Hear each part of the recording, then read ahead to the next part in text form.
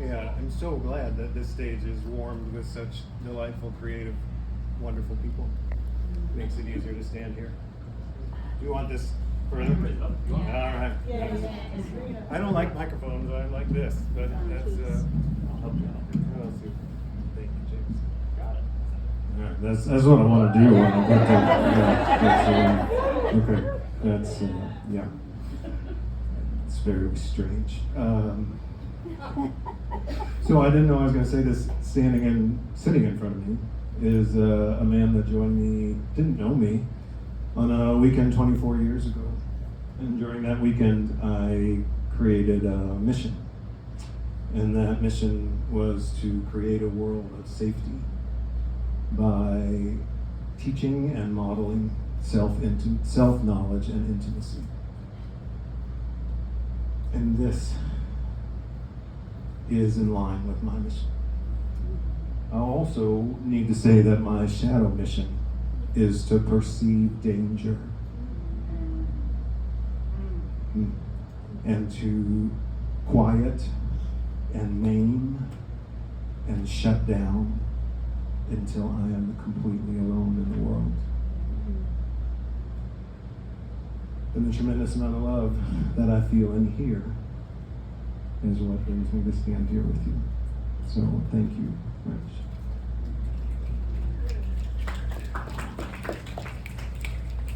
One more thing before I read. I'm going to make it easy on you. I have one thing. When the pages are done, it's all done. And I'm done. So hopefully that's easy for you. I have had the honor of doing 3 eulogies for people who came to me and said, I couldn't possibly stand there and make it through this. Will you do this? And so I did. Grateful, honored. And tonight I stand before you and say to you, I'm not sure I can make it through this. So we're going to try. You too. I'm so grateful. It's called the Seduction of Passing. In the beginning, there we were on the suburban Chicago block, 323 Dover Ave. We, Mom and Dad, older brother and I, lived in a deeply Catholic and Protestant neighborhood. I was the child of green card carrying immigrants, foreigners. I learned to say foreigner down here. They didn't say foreigner up where I was born. But we were it. That's not what I think. I was the grandchild of immigrants to North America, running from the centuries of oppression and the 20th century fascist crisis. They spoke English as a second language. My parents would sometimes speak weird Yiddish words. We did not vote. We did not go to church. We did not celebrate Christmas. We were not taught a single story from the Christian sacred texts. For a little while, my dad even refused to mow the suburban lawn, at least until the village grass inspector showed up. We always thought that they drew straws at the village, and you're the grass inspector today. You may never know. Like my parents, I learned to pass at an early age. My mom grew up in a small immigrant community in Toronto. Her mother was absolutely convinced that being known, being seen, standing out was the worst possible choice.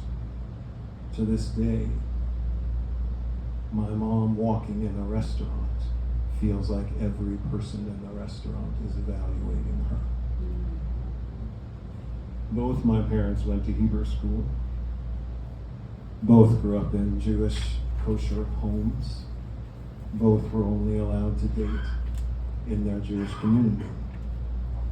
On my block and the surrounding neighborhood were generations of lily white Protestants and Catholics. Some of those houses housed friends and acquaintances and playmates. Since no one was welcome at my house without lots of planning and permission, I was often at their houses.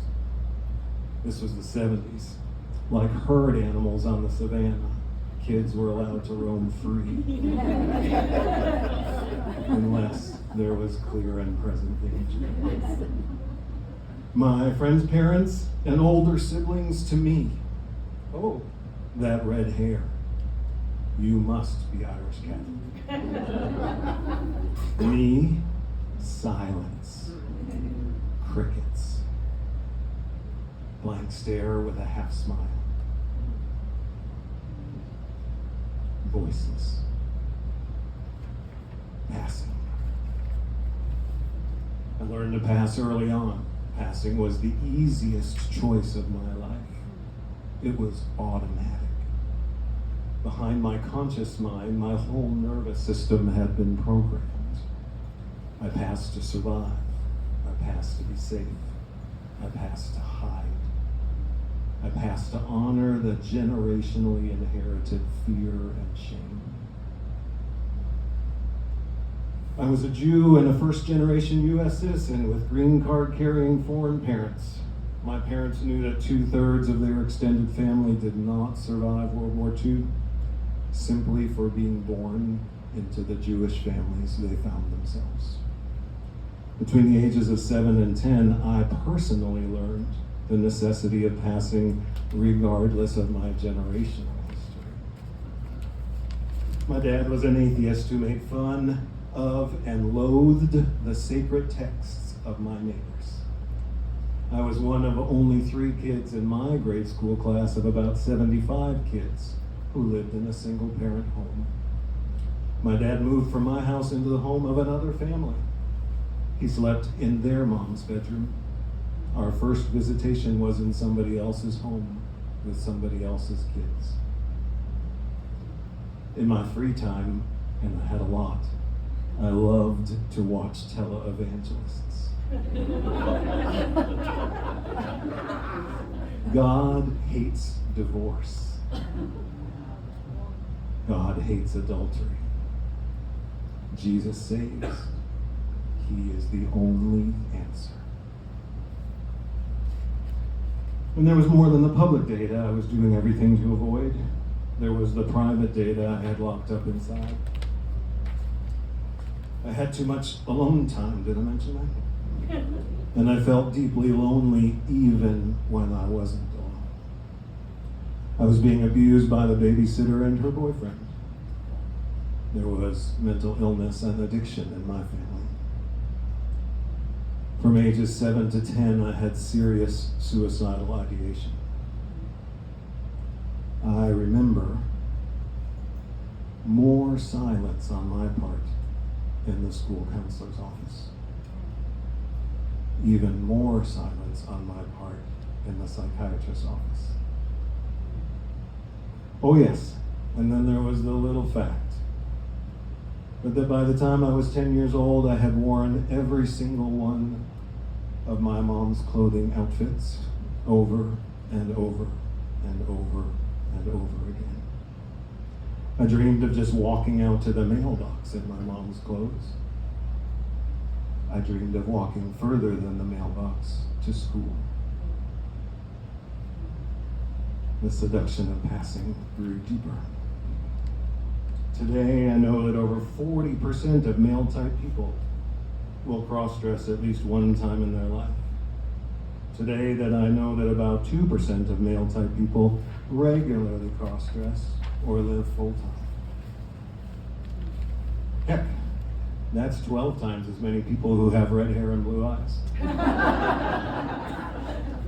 In fact, that is likely to be 3 million people in this country of 300 million. For most of my childhood, I was completely alone. My mom tells me she had no idea I spent so much time in her drawers and closets. Oh, I was good at hiding, good at passing, really good at secrets. Today, I know that in my high school graduating class of over 900, probably not the only one who wanted to wear a prom dress instead of my tux. But at the time, it was just me. Today, it is estimated that a combined 20% of current high school kids do not experience themselves in either the binary world of male and female or as clearly heterosexual humans. In the 70s, male students risked life and limb if they were pigeonholed in what at the time was culturally acceptable gay, butt buddy, pussy. Even though I was an expert at lying and secrets, I could not believe I passed. My insides did not match my outsides. I grew content being the captain of the soccer team, content living the brainiac jock life of my masculine, athletic, smarty pants whiteness. While I was still a mess inside, I was happy to fit in and belong. The seduction of passing grew deeper and deeper. In my 20s, my wife and my best friend literally had to convince me that my outer expression, it didn't look like this, was very masculine. At the same time, coincidentally, those two same people had to suffer while I learned to walk like a man in order to score better on the competition dance floor. I moved my hips and wiggled too much. Great for cha-cha. Horrible for two-step and waltz. Cowboy hat. Struggling with depression and shame, I got into men's work in my 30s. What an extraordinary gift.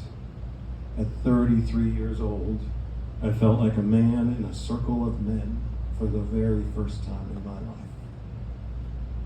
I came home to my masculine self. I learned to talk to men in the manly way. You know, arms folded, legs apart, staring into the distance next to the guy. That's how men talk to each other. I had to learn that. Yet at the same time, I just became better at passing. And now that I could be at home in my maleness, the seduction of passing became bigger and bigger still. In 2015, the dam broke in a story that is for another night. The intoxication of passing stopped working, like when heroin no longer gets you high and you just use to survive. Vying for the understatement of the year, I will just say that transition in 2015 was not smooth. I began to introduce myself in feminine presentation to the world, at first to strangers in a different city. A group of cross-dressing weirdos just like me. I was at home. I felt peace. My first weekend in public in female presentation, I floated. My feet barely touched the ground. I experienced freedom. I felt for the first time in my life, alongside the seduction of passing, was the seduction of not passing. Inside, however, a grand paradox began to form. Presenting masculine, dressed in drab, I am culturally free.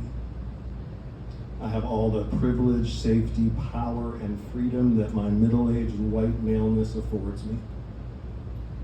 While dressed in drab, not a single person in my life has ever cursed me or banished me for being the son of green card carrying foreigner aliens, for being gender non-conforming, for being pansexual, or being of Jewish heritage. I pass. I am safe. Personally, I'm in a prison. I live a lie. I'm ashamed of hiding, and I am ashamed when I watch others live their truth.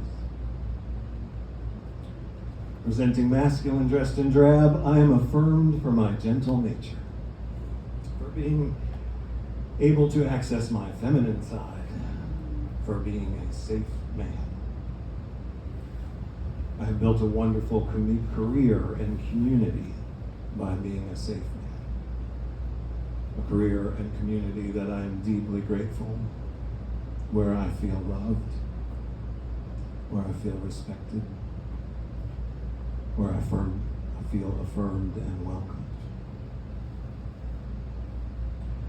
I'm affirmed for my angel. It has always been and will continue to be tremendous honor to provide safe male touch for those who have never experienced such a thing. It has always been and will continue to be a tremendous honor to sit in a room with those who have never felt safe alone in a room with a male-type person. I'm so grateful for these opportunities. They fill my soul. And in some way, on some level, still feels like a lie. Presenting feminine, dressing in drag, I am a cultural pariah. I am an abomination. I am the work of the devil. I am a groomer. I am not to be left alone with children. I am the fear of straight men everywhere. I'm in search for a safe bathroom. Personally, I'm free. I am alive.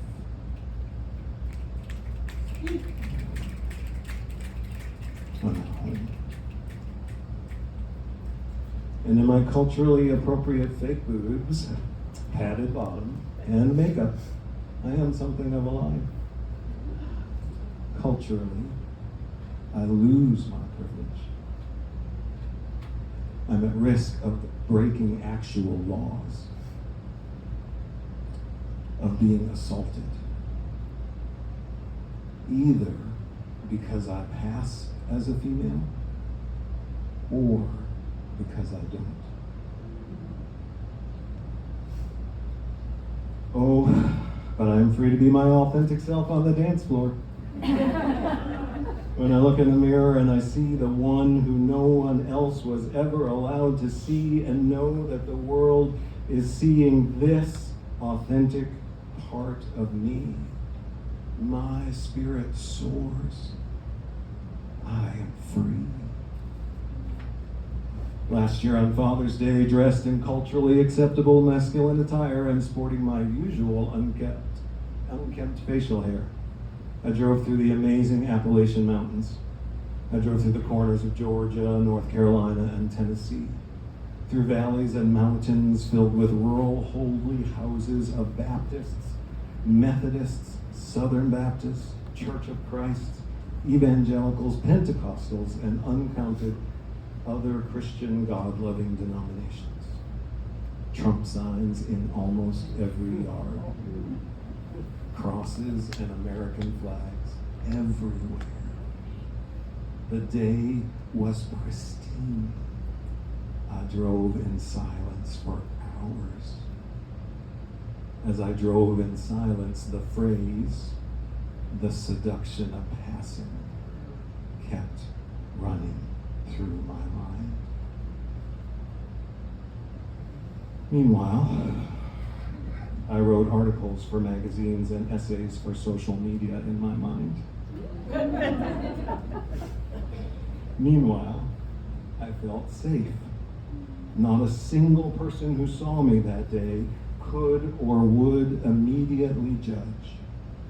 Child of green card carrying foreign aliens, Zionist, non-believer, queer, abomination, Satan's child, groomer. I walked in safety and privilege because of my genitals and because of my dress and because of my whiteness. Today, the vast majority of my loved ones know my dual nature, my gender queerness, my cross-dressing weirdness. They have heard me claim my being. They have seen pictures of my feminine presentation adventures. Some have accompanied me in those adventures. Some of them are sitting in this room.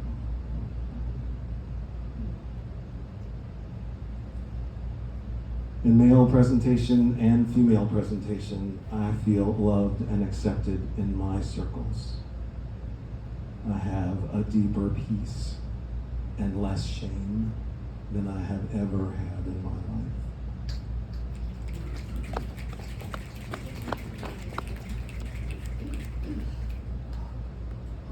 But that day in the mountains, oh, that day in the mountains where the seduction of passing started to become the poison of passing.